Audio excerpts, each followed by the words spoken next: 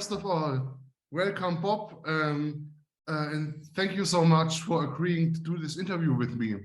I'm so happy to finally see you again. Yeah. Good to see you. Good to be here. Yeah. So you are in Baltimore at the moment. Yes, we are playing with the Yellow Jackets at Keystone Corner, which is a relatively new club to Baltimore, but an old club that used to be in San Francisco.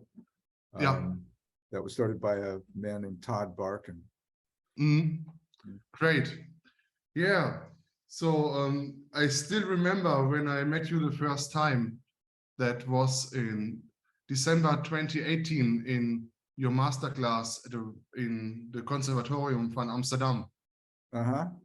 And you did a big band workshop there. Yeah. And for me, it was something like a dream coming true, because you are something like my all-time favorite arranger and ultra hero. Thank you. Yeah. Since I was first playing in big bands when I was young, maybe when I was 15 or 14, I don't know exactly anymore. I was still in school, and since then your name was around all the time. And then I finally met you in Amsterdam, and I was full of energy and motivation. And after the day, I wrote down nearly everything you told us, and I soaked in everything, and I'm still benefiting from that. Yeah, thank you. Yeah. So yeah, we also had some conversations and in the cafeteria, and you told me that I should come to LA and look at the scene because I was interested in that, and that was a really great experience. And so I could meet Bill Reichenbach over there. And since that workshop in Amsterdam, we both were having contact every now and then. Yeah. So what did you think when I told you about the project? I'm always interested in arranging projects, and I thought it would be, a nice experience, particularly considering who the other players were and what the concept was. So yeah, I was excited about it. Yeah. What did you think about over the lineup, just trombones? Have you ever done that before? No.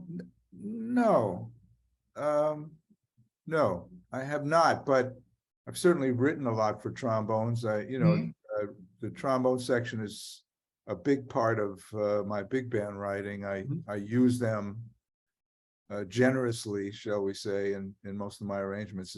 It's a very nice, round, warm sound that that I appreciate a lot.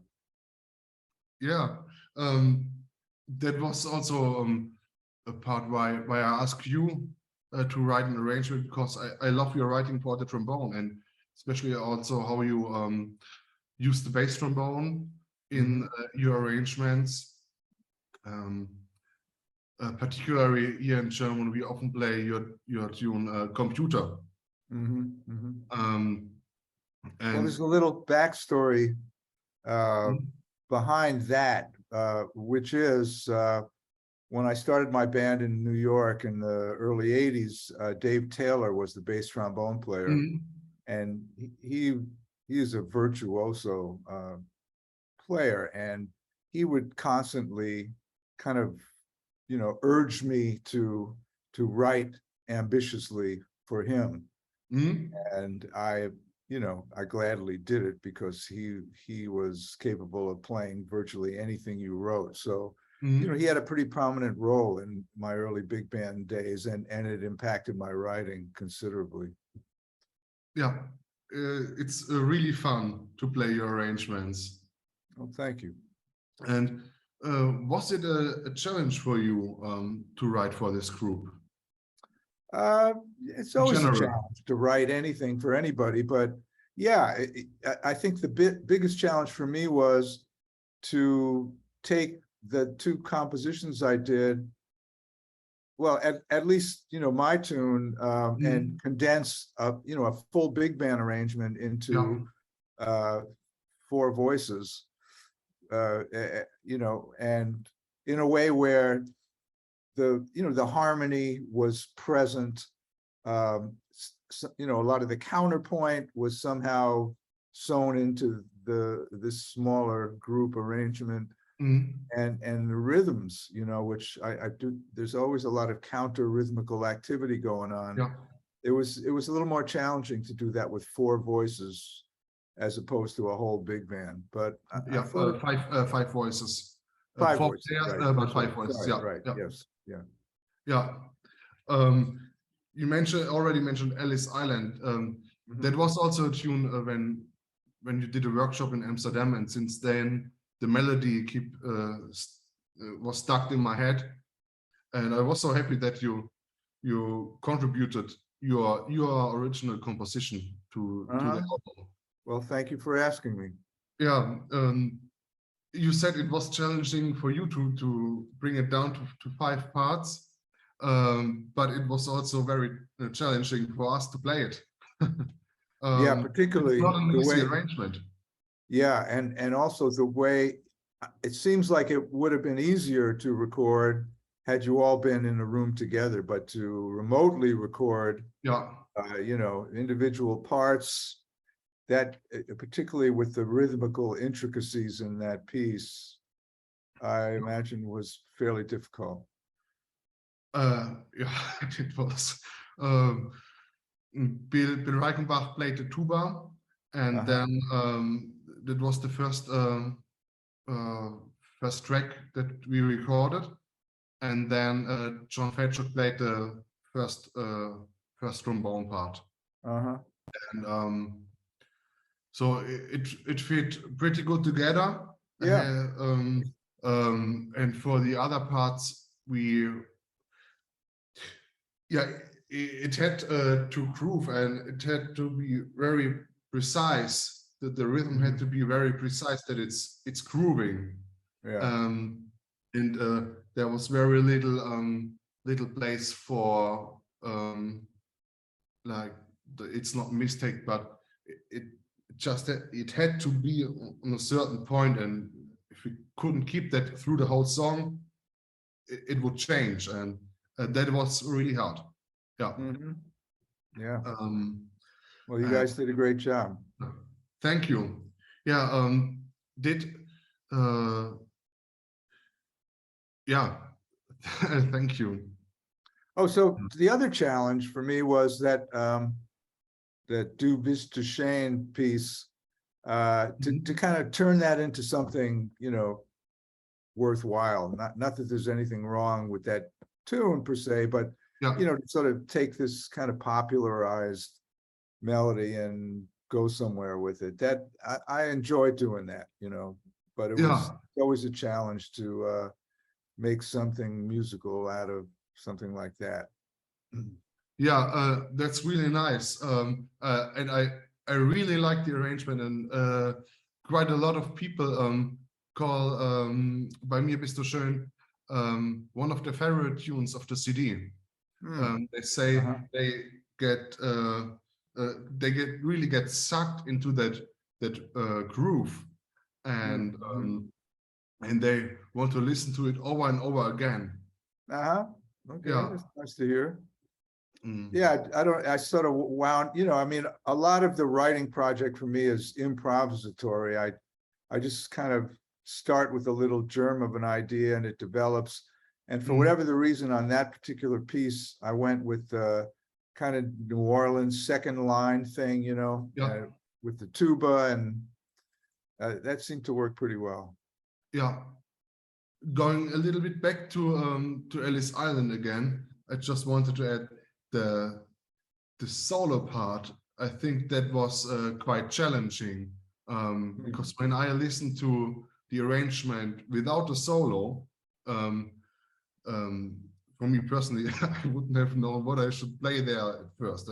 It's really something that you have to work on, I think, and to develop a solo over that long period of time, that it makes sense to the tune. And I think John Fetcher did a really, really great job on that. Yes, he did.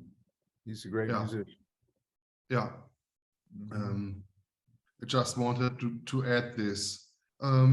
So did it, you already said we did a great job, but did we play it how you envisioned it?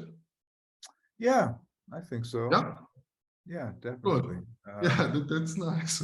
You know, I mean, after beyond a certain point, when you're writing for different configurations, you get a pretty good idea of how things are going to sound beforehand, particularly if it's the right players, which it was in this case. It's somewhat predictable. You know, there are surprises along the way, of course, particularly when you add improvisation, but it seemed like it was going to work, and it in fact did work. Yeah. Yeah. Yeah, you mentioned improvisation and the solos. What we did in Bei mir bist du schön, you actually wrote it for one solo instrument, but we split it up for four instruments. Yeah. And that four of us could play a solo. I think it's for everyone, it's 16 bars then. So in total, 64 bars. Yeah. You know, back to Ellis Island, again, you know, that sort of 6/8 Afro-Cuban groove was a little bit challenging during the solo section as far as setting up the groove, you know, where, you know, you got a sense of what the feel was. And then, you know, that bass line had some big holes in it, right? And typically, you know, when you're playing with a whole rhythm section, the piano would sort of fill in the hole a little bit, as with the soloist. So in this case, you know, there was a lot of implied time, you know, where there maybe wasn't a lot happening to state the rhythm. So it was really on the soloist to have, you know, a good sense of timing and phrasing to keep that continuity and the groove going. I mean, that would have been the challenge. I think it was the most challenging thing for playing this piece with just 5 trombones. Yeah, and I think your idea turned out really great. It's oh, thank you. Yeah, I love that. But it worked. Yeah, so going a bit more to the whole CD. You have listened to the whole CD now. I have. Yeah, it's beautiful. Yeah, thank you. And you've already known the variety of arrangers before you listened to the CD. And did you have any expectations for the final product, or have you been surprised how the other arrangers handled this lineup based on their style? Right? Yeah, it was interesting. It's been a while since I've listened to it, but it was so interesting to see, you know, the variety of approaches. You know, again, with the right players, with good players, they're going to make the music sound good. And with great arrangers, it's kind of a win-win. And I think that was the case with this project. You know, everything really sounded wonderful. Yeah, that really makes me happy. Huh? It was a whole lot of work, and I worked almost 2 years on that with no break, no holiday, no vacation. Well, you should be very proud. You have a nice recording there. Thank you. Thank you. That means really a lot to me. Yeah. So the arrangements are all different, but I think each one is a piece of art for itself. And when we look at the whole album as a whole, and consider the style of arrangements and the colors of the music and the composition. I mean the order of the tunes on the CD to that we can that we see the album as a whole and to make it a piece of art as a whole. How would you evaluate the album from this point of view? I think it's a great recording. I think there's a lot of variety, excellent playing, good writing. You know, it's obvious you took a lot of care in putting this together. Even, you know, the packaging, the artwork, everything is very, very high quality. Yeah, you can see the special lacquer in light. Yeah, here it is. Yeah. You even have a coffee mug. Yeah, coffee mug. Yeah, you received I think you also received the t-shirt. Oh, shirts, yeah, right. Yeah, and the cap. Yeah, right. Yeah, and I have all of it. I'm going to go home and put my cap on and my shirt and drink coffee out of the coffee mug. Yeah. Yeah. I don't have sunglasses yet, but maybe that's okay. Yeah, maybe an automobile with you know, the logo on the Connected Bones automobile. Yeah. So now we talked about the music. What how would you evaluate this project in such a difficult time like the pandemic? We are kind of still in, but it's not so bad. I think the pandemic has really, you know, inspired artists, musicians to you know, rethink the way they're doing things out of necessity, and some very creative projects have emerged. You know, I think a lot of people were writing and you know, learning how to self-record or produce recordings where people would remotely record parts and then it would be assembled, you know, after the fact. So it just, you know, we musicians are survivors, and we you know, in the face of adversity, we find a way to you know, to keep doing our art.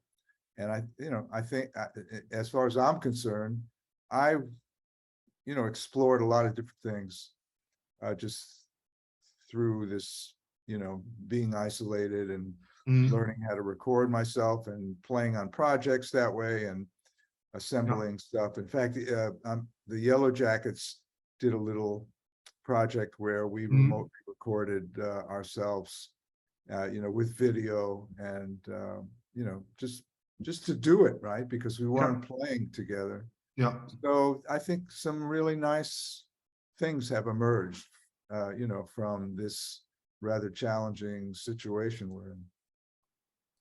Yeah, I think so too. Yeah. And your project is one of them, actually. Yeah, thank you. So do you have any questions to me? Nothing comes to mind other than you know, I have a statement, which is I wish you a lot of success with this project. I hope a lot of people get to hear it, because it's really a wonderful collection of music and playing, and yeah, I mean, I wish you all the best with this project. You've clearly worked hard on it, and it shows, and people should hear it. That's great. Yeah. Thank you. So actually, I'm at the end of my guideline. We went through all my questions. Okay. But it happened like natural. Then I would say thank you very much for joining again. You're very welcome. I would be very happy to meet you again in real life sometime soon. Yeah. Um, So are you still in Amsterdam, Freddie? no, I'm at the moment in the near of Mannheim in Germany. Oh, okay. Yeah, at my parents' house in Rhodt unter Rietburg. That's in Okay. South Palatinate. But I'm going to relocate soon. Yeah. Well, good luck with everything and Thank you, Bob. keep in touch. Yeah, have a nice tour, have some good gigs, and Thank you, Freddie. thank you again. Okay, Yeah, take bye. care. Bye-bye. Bye bye.